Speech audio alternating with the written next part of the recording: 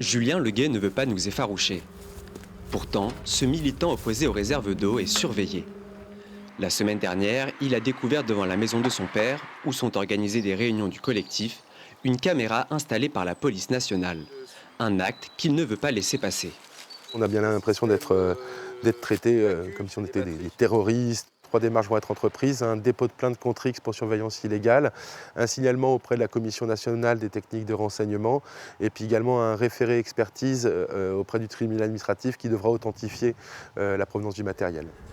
Les syndicats de police n'ont pas souhaité nous répondre, mais pour la préfecture qui a indiqué ne pas avoir ordonné l'installation de cette caméra, ce dispositif a pour but de préparer l'encadrement de la manifestation du collectif prévue ce samedi.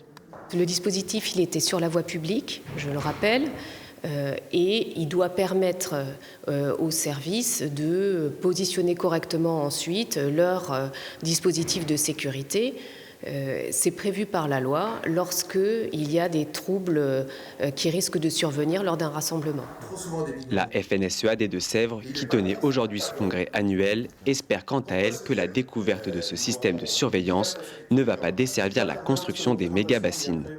Aujourd'hui, ces réserves, parce que j'emploie bien le terme réserve, sont autorisées et doivent se construire. C'est ce qui s'appelle une application de la loi.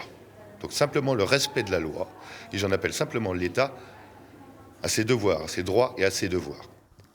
Samedi, 5000 participants sont attendus à La Roche-Sénart pour la manifestation du collectif Bassines Non Merci.